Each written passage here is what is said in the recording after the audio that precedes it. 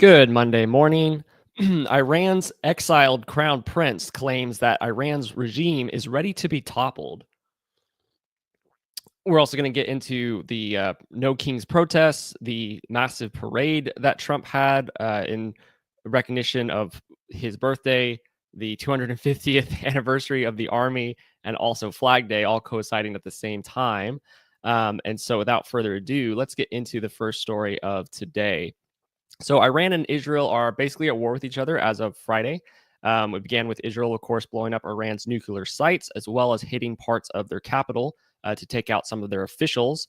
In fact, just this morning, I saw it was reported that Israel has just recently taken out 4 Iranian intelligence officials. And of course, Iran retaliated by firing back at Israel, and the two nations are locked in a heated missile battle as of this moment. As far as I know, it's still actively occurring. And reportedly, President Donald Trump over the weekend stopped Israel from assassinating Iran's supreme leader. So this was reported by Reuters and also Axios. Small grain of salt here. These claims are coming from anonymous sources, anonymous U.S. officials. So take that with a grain of salt. Both of those news organizations are reporting it as it's absolutely fact, but we'll get into someone who says that it's not the case. But this is basically what they have reported from these anonymous sources. They said that Israel had an opportunity to take out the supreme leader of Iran this weekend. He's a picture of him right here. His name is Ayatollah Ali Khamenei. And Trump himself, not a Trump admin, not somebody telling Israel what to do, but Trump himself on a call reportedly waved them off the plan and said not to specifically assassinate the supreme leader. So the report is that he did that because he's trying to keep the conflict from escalating even more than it already has. Obviously, it's escalated a lot, but he's trying to keep it from escalating even more, reportedly. And also that Trump apparently is still interested in making a nuclear deal with Iran.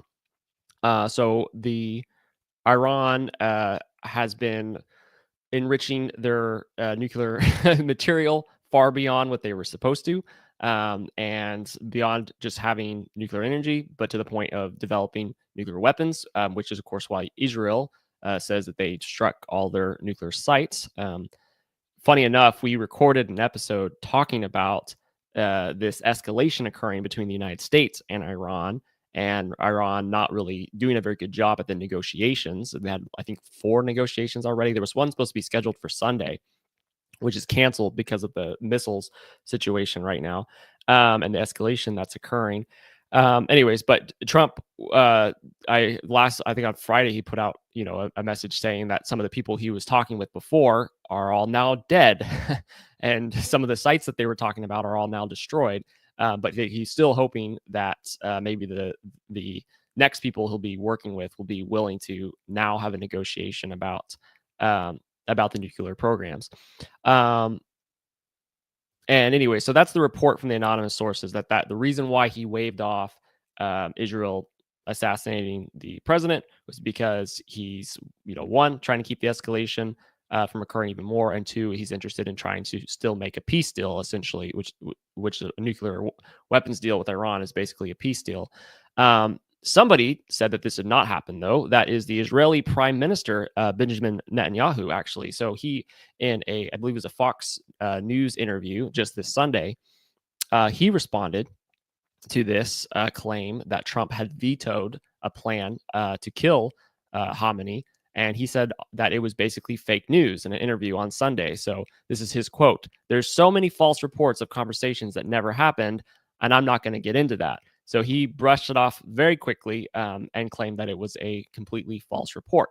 My thought on the matter, I do think it's probably pretty likely that this conversation took place, or at least something very similar to it. It does seem that from Trump's recent actions up to this point, that he's definitely an ardent supporter of peace and trying to de-escalate situations when they crop up, as opposed to trying to escalate them even more. He's also kind of been distancing himself a little bit from Israel, especially in response to these attacks on Iran. Not distancing like support wise, but distancing, saying like, hey, the U.S. is not involved in these strikes on Iran. I think for a few different reasons. One, obviously, he's still interested in peace and cutting a deal with Iran, but also it seems like he might be. I think also one of the anonymous sources, again coming from this report of anonymous sources, claimed that essentially he was interested in Iran not believing that the U.S. is behind these attacks ultimately, so that way they don't end up attacking military bases in the region, right?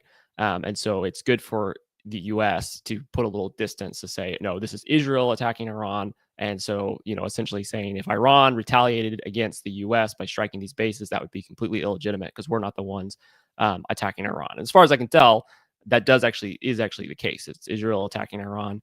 But also, I saw a quote from Trump that he said that he knows everything that Israel is going to do before they do it. So obviously, we are very invested in their military and their intelligence, and we know that I'm sure that he knew and U.S. officials knew that these strikes were going to occur before they happened, even if we're not the ones directly involved in it. So that is the situation there with Trump and Iran, and we'll have to see what continues from there. But I did think this was really interesting. There's somebody who is not interested in these negotiations going forward with Iran, and is actually hoping that this conflict will lead to a revolution in Iran. And that is the exiled crown prince of Iran, Reza Pahlavi. So Reza Pahlavi has been exiled from Iran. And so before I talk about what he has to say, I just, for a little bit of context here, that these statements that and this analysis that Pahlavi has could definitely be selfishly motivated. Like if Iran's leadership is completely taken out and the regime falls, he could find himself in a position of being able to return to Iran and maybe having a leadership position in Iran. So that's just, good to put that kind of bias out front. But let's talk about some of the things that he is claiming, because I think it's really, really interesting. And so the first claim that he does, he did a lengthy interview here with Fox News. And one of the main claims that he talks about here is that the Iranian people are actually fed up with Iran's regime. And he basically states that the supreme leader, Khamenei, I mentioned earlier, that he's focused more on, one, funding terrorism, and also their nuclear program to make nuclear weapons in order to fight against Israel. He's focused on that way more than he's focused on human rights and the well-being of his people, that it's been an oppressive regime, and that the Iranian people are getting very tired of it. And he claims that the Iranian people are all but ready to overthrow the government there in order to be free. I think this is actually a really interesting discussion. And really briefly, I'm going to run through a little bit of analysis I had on when we talked on Thursday. We had a little interview. Oh, sorry. We had an episode that we recorded. I think we're still going to put it out. It's out of date, because we talked about the Iranian peace deal potential with the United States and the nuclear program. And then the next morning, Israel blew up all of those sites. So the stuff we were talking about were all like decimated the next day. So I don't know if we're going to put out that episode or not. We'll probably put a little note at the beginning that it's kind of it's out of date because of the situations that have occurred. But one of the interesting things about being a Christian and following a lot of missionaries that have reported in Iran, I would actually say that it kind of backs up what this exiled crown prince is talking about here, because from the missionaries I've heard in Iran, one, they say that the gospel is spreading like crazy in Iran, that Iran is actually, I'm changing how I'm saying Iran or Iran. I cannot decide how to pronounce the name of the country. Iran is like one of the fastest growing Christian churches in the world is in Iran, because the gospel is spreading like crazy. And the reports I've seen from the missionaries, they say a big reason for that, why it's spreading like crazy, is because the people have become completely disillusioned underneath the government, both with their governmental leadership and also Islam, because the supreme leader is not just a political leader, he's also the religious leader. So Islam and the regime are completely tied together in a way where the government uses Islam to kind of keep the people in line. And because Iran was supposed to be, by its leadership, it was supposed to be basically like a Islamic utopia. Like, this is the merging of our government and Islam together, and this is going to be the best Islamic state in the world. Well, it hasn't worked out very well for the people. The people are getting sick of it. They feel oppressed. They don't really have any rights. And so not a good situation for them to be under. So it's actually caused them to become disillusioned, not just with the government, but also with Islam. And so that's why there's a huge spread of Christianity happening under the radar. Of course, most of that is activity is illegal in Iran, but it's under the radar. But it is spreading, and it speaks to and the missionaries have even said that like the mosques are nearly empty, except for when it's like required by the government to go to like ceremonies and mosques and stuff like that. But like the country is not actually very religious. People are just getting really disheartened and very disillusioned. And so yeah, it's kind of crazy to hear. I also mentioned on that episode, if it goes out, but the Iranians, a lot of them have kind of basically been brainwashed since childhood to hate Israel. So that way it gives their government reasons for why they can continue to fund terrorism and stuff like that. And then a lot of those same Iranians, once they come to know Jesus and once they accept Jesus and become Christian, all of a sudden they don't hate Israel. In fact, they suddenly have a love for the Jewish people because their Messiah came through the Jewish people. And so these reports I've been hearing now for years, I think it's really interesting now to have a exiled crown prince saying, of course, he's not talking about Christianity, he's not talking about the gospel, but he is talking about the disillusionment of the people. He's talking about the Iranians being fed up with the government and no longer just being like, we're going to do whatever you say because we have to keep following Islam, and you guys are like our Islamic leaders. So it's really interesting to see people like this guy coming out and talking about that. And it'd be great. I don't know if it's actually possible, if there really will be an Iranian revolution occurring, but he obviously wants one to occur. He also stated, this Pahlavi, the same exiled crown prince, that the U.S. should not be negotiating with Iran on this nuclear deal. So he's definitely against Trump trying to continue the peace talks and the negotiating of this nuclear deal.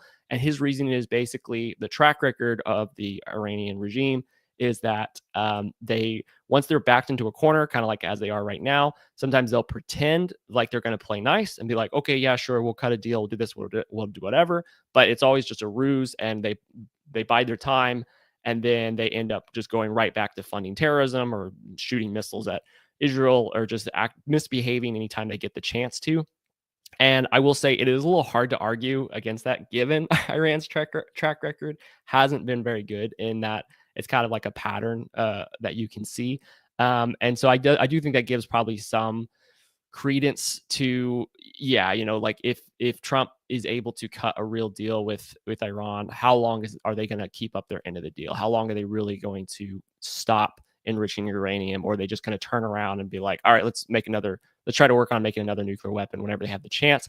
I don't know for sure, but again, that's this guy's analysis.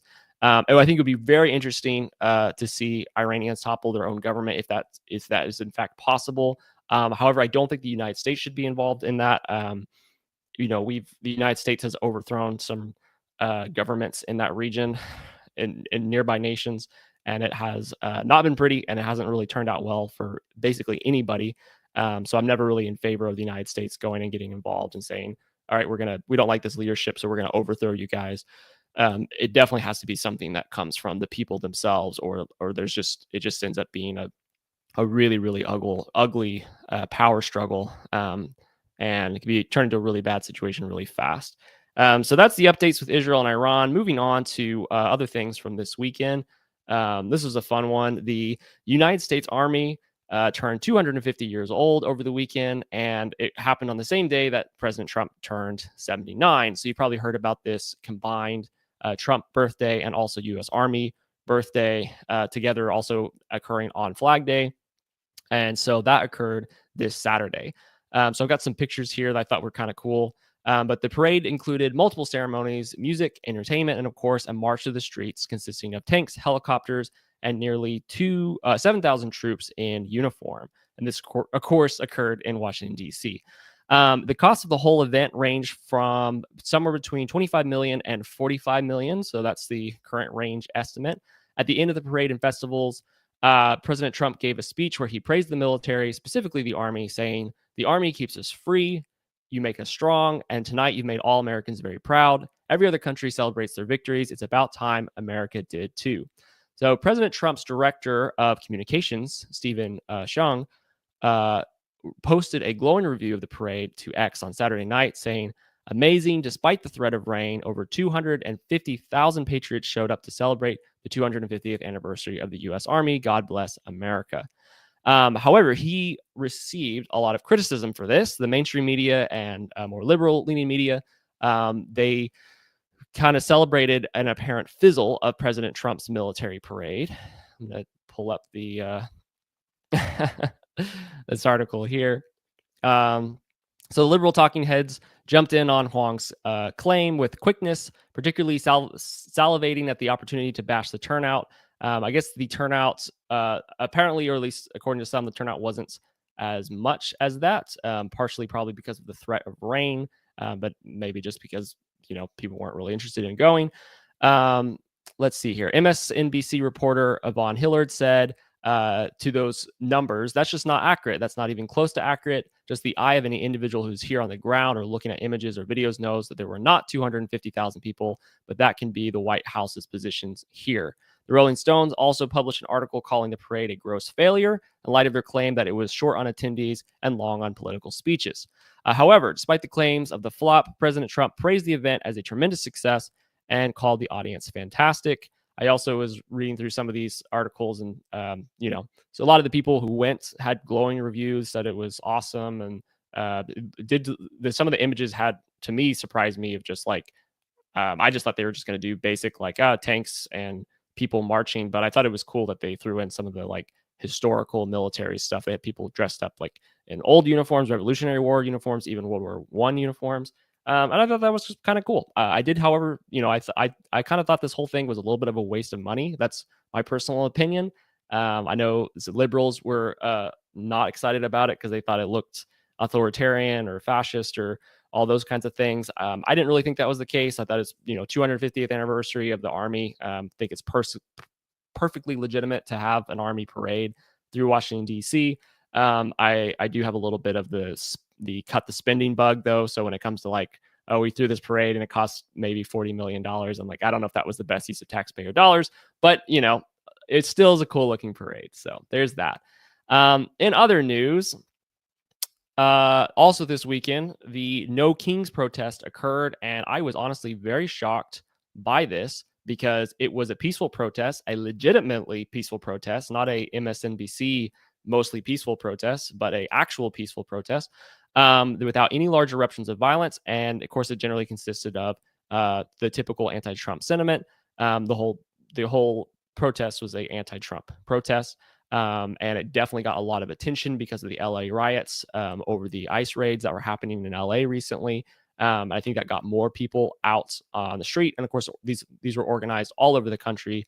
I think there was one that actually took place where I'm at here in Texas, in the town I'm at, although I didn't really see anything of it. But I didn't get out that weekend. So millions demonstrated across the United States. Again, I was really surprised by this. We last week on the live stream we talked about the possibility of these turning into riots, just because of the inspiration of the LA riots. But I'm very glad and very thankful that they were just basically peaceful protests. And it's cool to see that there's still a lot of people that know how to peacefully protest, even if I don't agree with these people politically. I'm glad that they used their First Amendment rights, protested peacefully, and did not cause any violence. So there's to that. Cheers all the way around. Last but not least, something violent that did occur this weekend, unfortunately, and a rather sad news. We had a U.S. political assassination in Minnesota. Yeah, in Minnesota. So this was the state House Democratic leader. So the state Democratic leader, House Democratic leader of Minnesota, Melissa Hortman, and her husband were assassinated Saturday morning. The Minnesota couple were shot down in their home in what Governor Walz, so Tim Walz, the governor of Minnesota. I'm always surprised whenever I see something from Tim Walz because I didn't know anything about him before he ran for vice president. And now whenever I see Minnesota news, I'm like, oh yeah, he's the governor of Minnesota. I always forget that.